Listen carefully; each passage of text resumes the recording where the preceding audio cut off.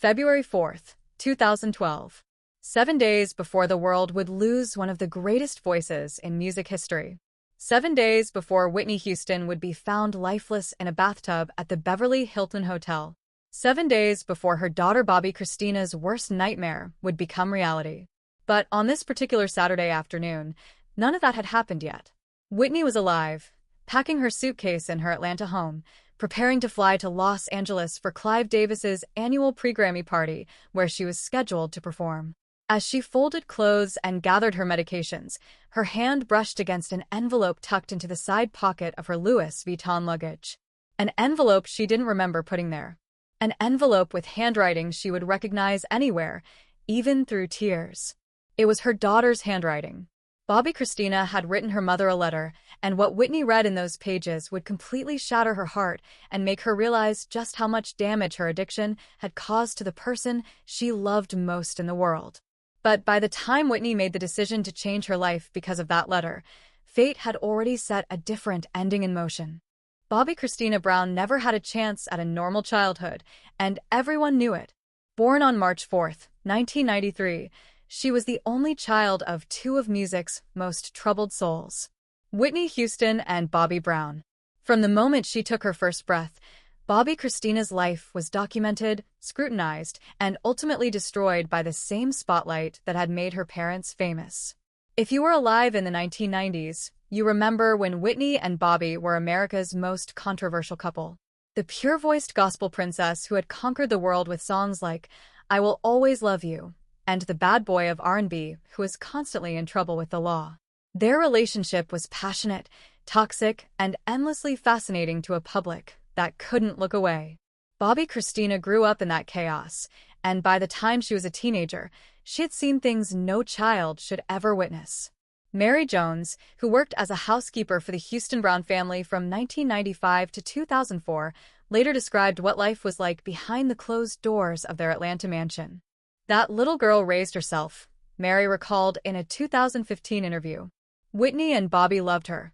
Nobody can say they didn't, but they were so consumed by their addiction and their toxic relationship that Bobbi Kristina became invisible. I would find her at 3 a.m. sitting on the stairs, listening to her parents fight. She was maybe 7 years old, and she would just sit there with her stuffed animals, tears running down her face, waiting for it to stop. The fights Mary described weren't just verbal arguments. They were explosive, sometimes violent confrontations fueled by cocaine, alcohol, and two massive egos that couldn't coexist peacefully. Bobbi Kristina witnessed her father's arrests, her mother's breakdowns, and the slow deterioration of what should have been a happy family home. But what damaged Bobbi Kristina most profoundly wasn't the fighting or even the addiction she witnessed.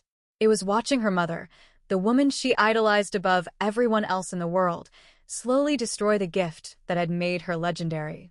Whitney's voice, that instrument that had once been called the greatest in modern music, was being systematically ruined by years of drug abuse. By 2002, when Bobbi Kristina was 9 years old, Whitney's voice had already begun showing serious signs of damage. The crystal-clear high notes were gone, replaced by a raspy, strained sound that shocked fans who remembered her in her prime. Concert reviewers were brutal, and the tabloids were even worse, running headlines like, "What happened to Whitney's voice?" and "The tragic fall of America's sweetheart." Bobbi Kristina read every article, watched every cruel entertainment show segment, and absorbed every bit of criticism aimed at her mother. Patricia Houston, Whitney's sister-in-law and manager, remembered finding young Bobbi Kristina in the family's home office one night, surrounded by printed internet articles about Whitney's declining career. She was maybe 11 years old, Patricia recalled, and she had all these articles spread out on the floor. She was crying and she looked up at me and said, "Why are they so mean to my mommy? Why don't they understand she's sick?" That's when I realized this child understood her mother's addiction better than most of the adults around her. The intervention that never quite worked came in 2004, orchestrated by Whitney's mother, the legendary gospel singer Cissy Houston, and documented partially by the media who sensed a major story unfolding. 11-year-old Bobbi Kristina was asked to participate, to tell her mother how the addiction was affecting her. Child psychologist Dr. Rebecca Martinez, who was brought in to help prepare Bobbi Kristina for the intervention, later described the heartbreaking conversation she had with the young girl. Bobbi Kristina told me she didn't want to hurt her mother's feelings, Dr. Martinez revealed years later. She said her mom was already so sad all the time and she didn't want to make it worse. This child, at 11 years old, was more concerned about protecting her mother's emotions than expressing her own pain. When the intervention finally happened, Bobbi Kristina did speak, and what she said devastated everyone in the room. Through tears, she told Whitney, "Mommy, I just want you to sing to me again like you used to when I was little. Your real voice, not the sick voice." Whitney had broken down completely, promising her daughter that she would get help, that she would fight the addiction, that everything would be okay. She entered rehab shortly after, and for a brief moment, it seemed like maybe the story would have a happy ending. But addiction doesn't work that way, especially when the underlying trauma and the toxic relationship patterns remain unaddressed. By 2007, Whitney and Bobbi's marriage had finally ended in divorce, a split that was both inevitable and somehow still shocking in its ugliness. The custody battle over Bobbi Kristina was bitter and public, with both parents accusing each other of being unfit.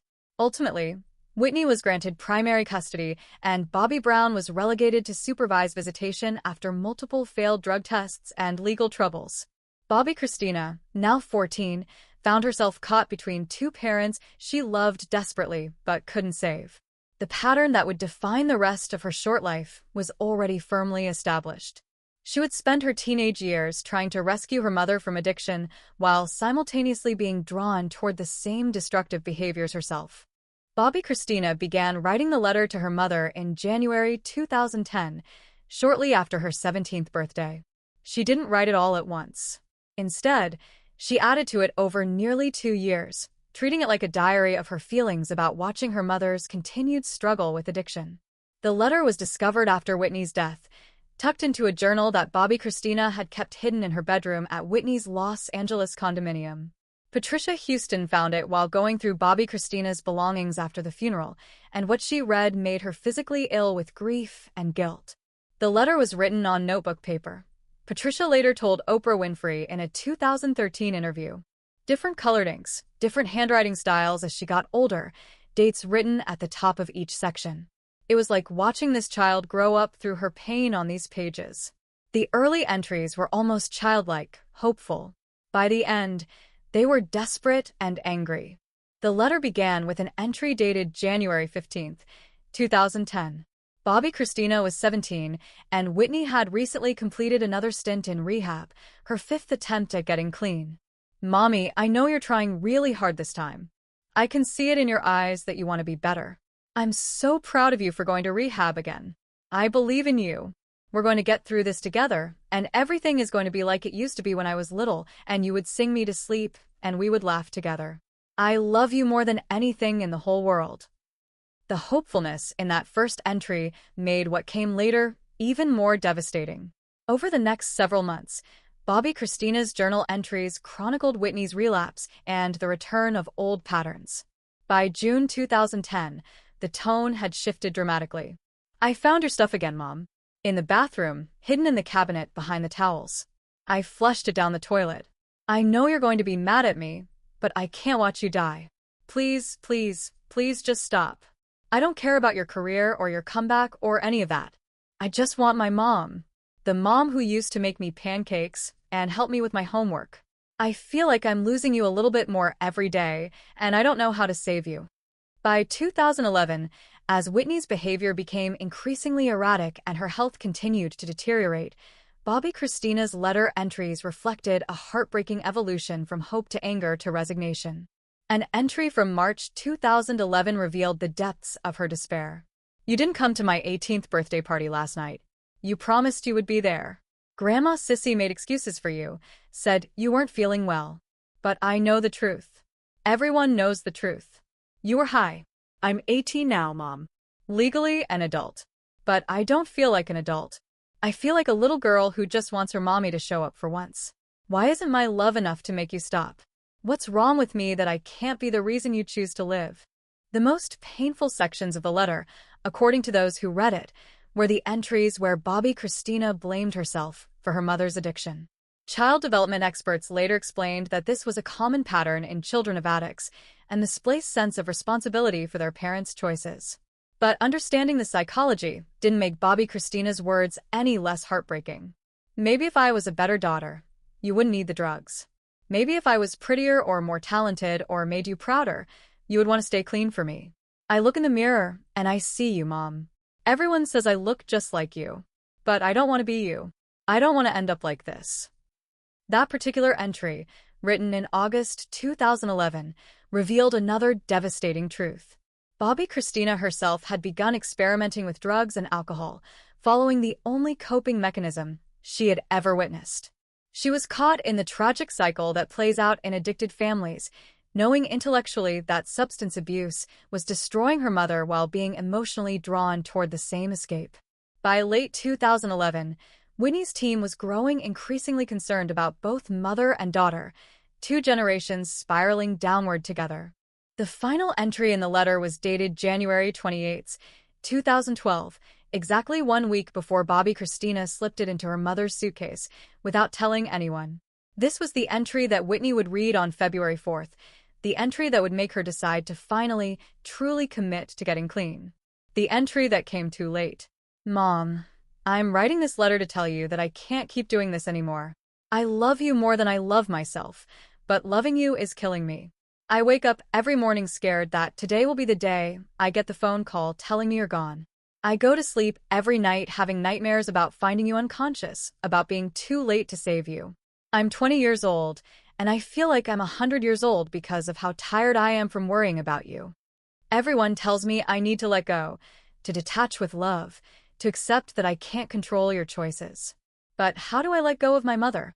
How do I just accept that the person who gave me life is choosing to throw hers away? I've tried everything.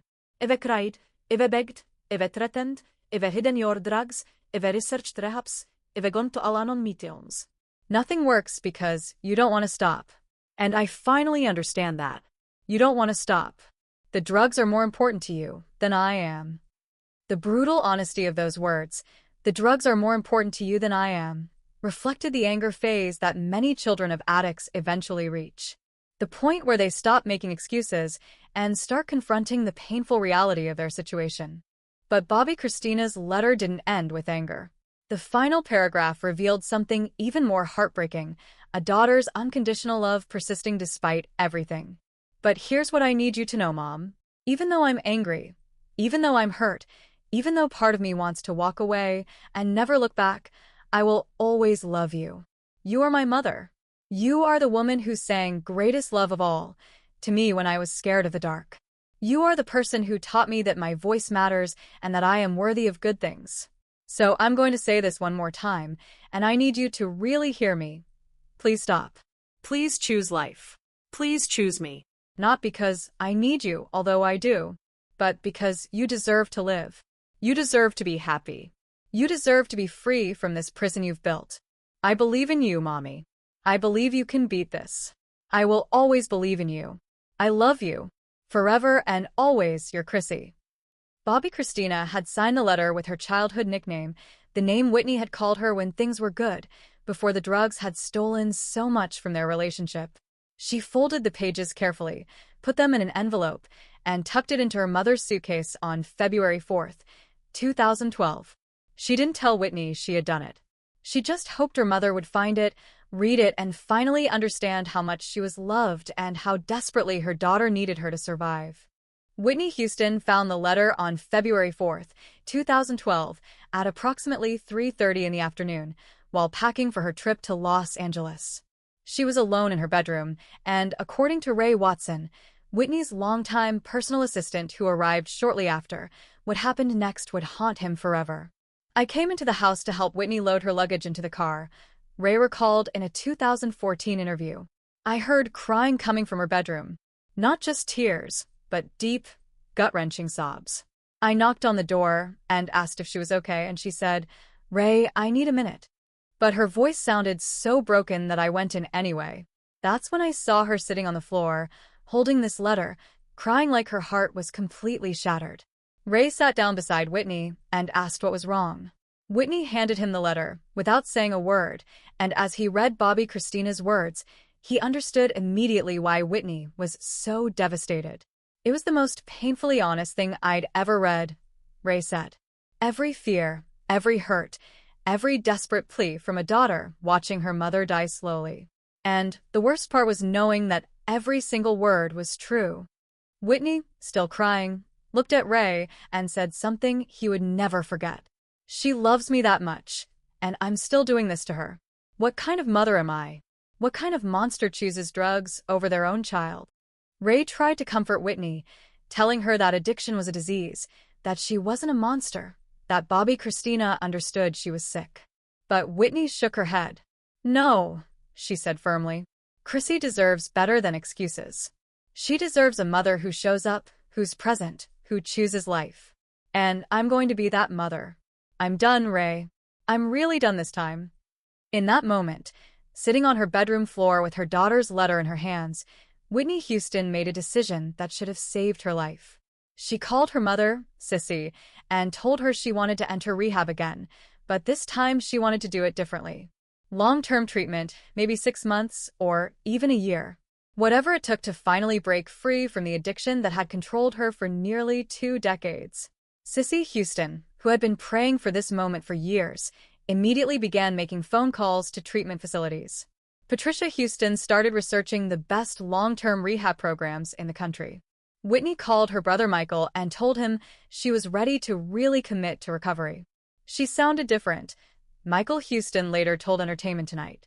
All the other times she'd talked about getting clean, there was something hesitant in her voice, like part of her wasn't fully committed. But that day, she sounded certain. She sounded like she had finally found a reason powerful enough to fight for. That reason, of course, was Bobbi Kristina's letter. Whitney read it over and over throughout that evening, each time crying at different parts, each time finding new meaning in her daughter's words. She called Bobbi Kristina around 8 p.m. and asked her to come over to the house. When Bobbi Kristina arrived, she found her mother sitting in the living room with the letter on her lap. "You found it," Bobbi Kristina said softly, suddenly nervous about how her mother would react to such raw honesty. Whitney stood up, walked over to her daughter, and pulled her into a tight embrace. "Baby, I'm so sorry," Whitney whispered.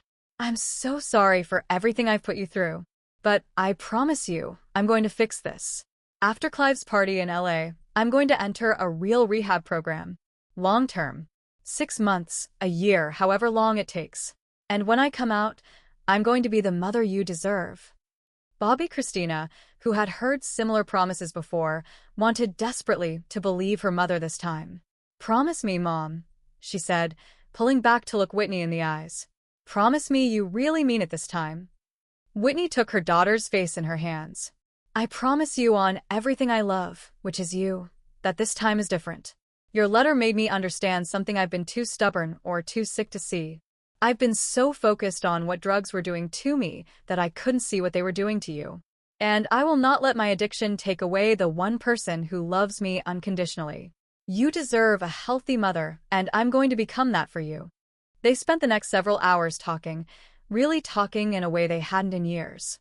Whitney apologized for missing Bobbi Kristina's 18th birthday. She apologized for all the broken promises, the failed rehab attempts, the moments when drugs had been more important than being a present parent. Bobbi Kristina, for her part, apologized for flushing Whitney's drugs, for the angry things she'd said during arguments, for not being patient enough with her mother's struggle. "We shouldn't have to apologize to each other," Whitney said gently. "You're the child, I'm the parent. This is my responsibility to fix, not yours to forgive." As Bobbi Kristina left that night, Whitney walked her to her car and hugged her one more time. "I love you, Chrissy," Whitney said. "More than my voice, more than my career, more than anything else in this world. And when I get back from LA, we're going to start fresh. We're going to be the mother and daughter team we always should have been." Bobbi Kristina drove away that night feeling something she hadn't felt in years. Hope. Real, genuine hope that maybe her mother was finally going to choose life, to choose her, to choose recovery over addiction. She didn't know that she would never have another conversation with her mother. She didn't know that in exactly 7 days, Whitney Houston would be dead.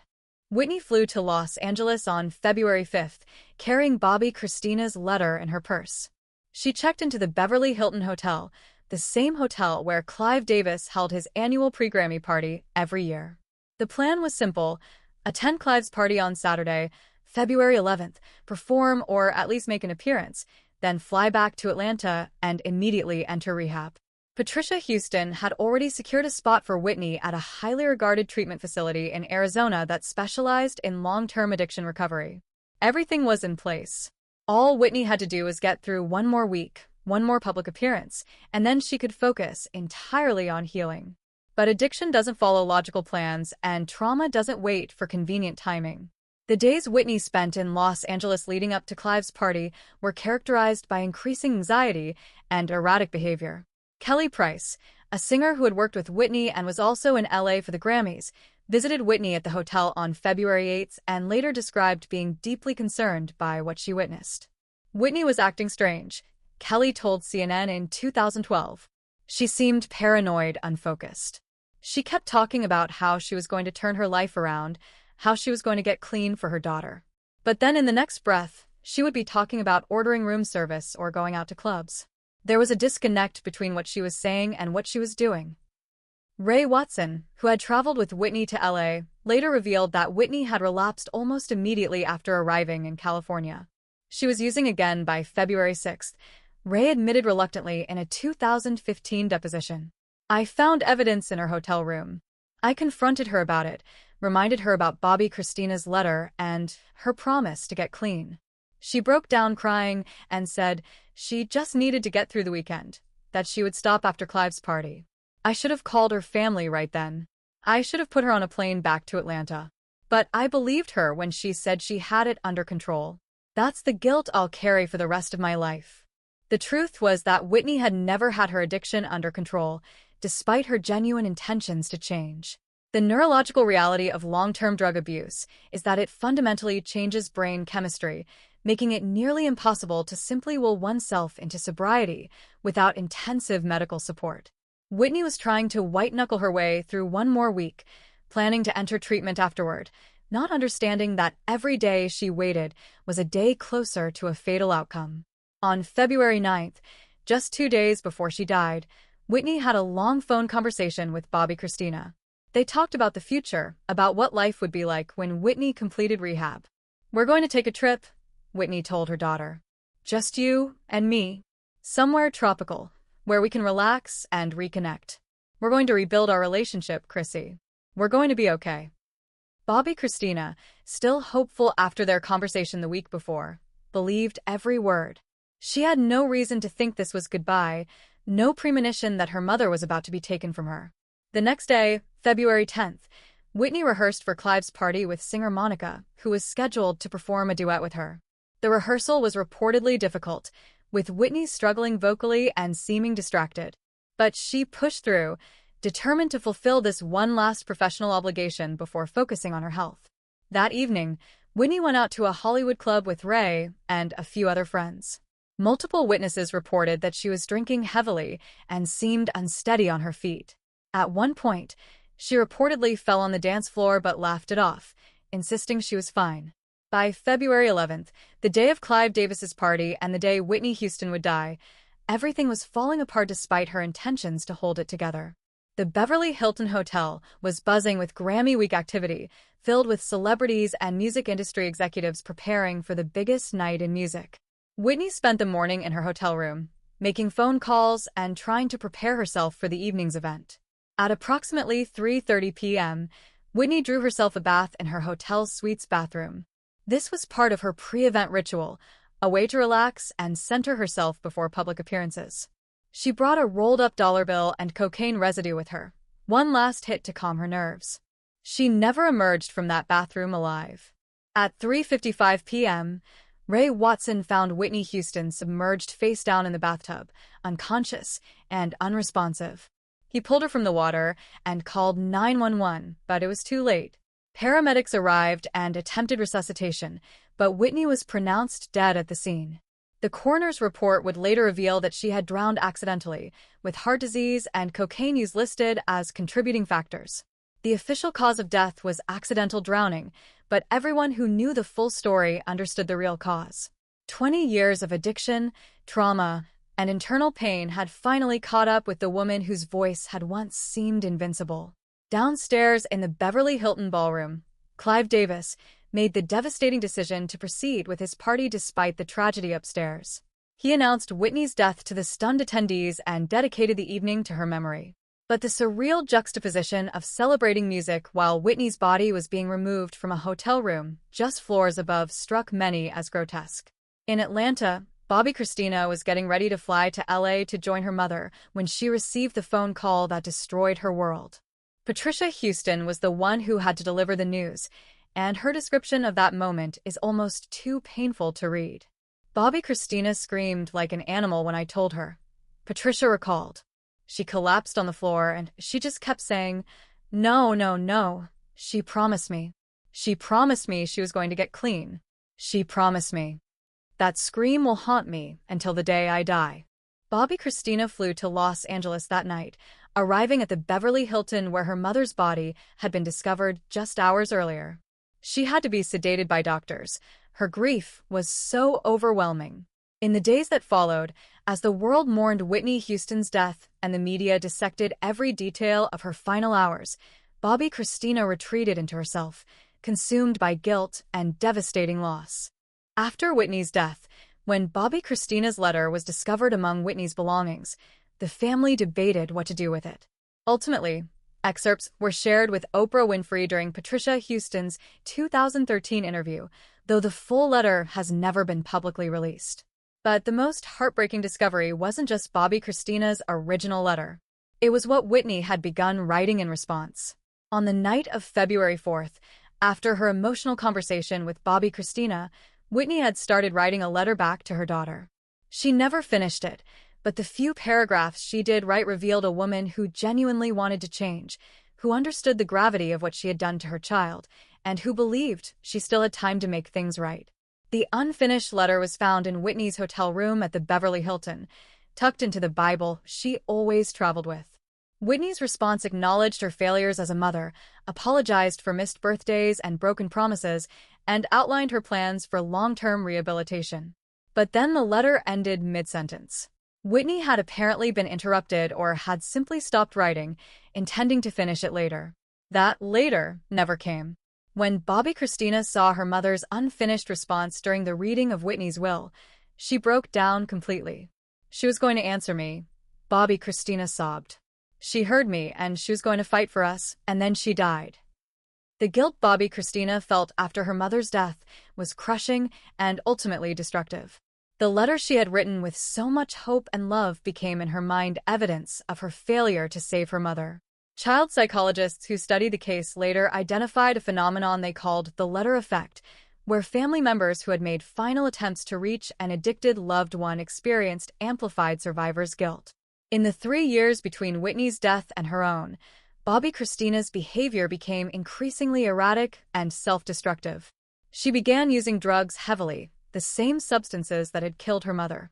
On January 31, 2015, almost exactly 3 years after she had written the letter to her mother, Bobbi Kristina Brown was found unconscious in a bathtub in her Georgia home, in circumstances eerily similar to her mother's death. After months in a medically induced coma, Bobbi Kristina died on July 26, 2015. She was 22 years old. At Bobbi Kristina's funeral, Patricia Houston spoke about the letter and the unfinished response. Whitney wanted to live for her daughter, Patricia said through tears. And Bobbi Kristina wanted to live for her mother. But addiction is a disease that sometimes takes both the addict and their loved ones. Today, both Whitney Houston and Bobbi Kristina Brown rest in Fairview Cemetery in Westfield, New Jersey, buried next to each other. The 2 letters remain in the Houston family's private possession, evidence of love that endured despite everything, and time that ran out before healing could happen. The story of Bobbi Kristina's letter to Whitney and Whitney's unfinished response has become a powerful tool in addiction awareness campaigns. Cissy Houston has spoken publicly about her daughter and granddaughter's deaths, always returning to the theme of those 2 letters. They loved each other more than life itself, Cissy has said. But love alone cannot cure addiction. The Houston family tragedy has prompted changes in how addiction treatment is approached, particularly regarding the children of addicts. Support groups for children of addicts have proliferated in the years since Whitney and Bobbi Kristina's deaths, providing spaces where young people can process their trauma without feeling responsible for their parents' recovery. Whitney Houston's voice may be silenced, and Bobbi Kristina's life may have been cut tragically short, but their story continues to resonate with millions of families fighting the same battle against addiction. Every day, someone reads about those two letters and recognizes their own family's pain in the words.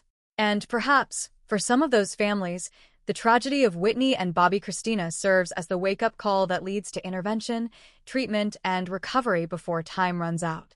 That would be the most fitting tribute to a mother and daughter who loved each other desperately but couldn't save each other from the disease that ultimately claimed them both.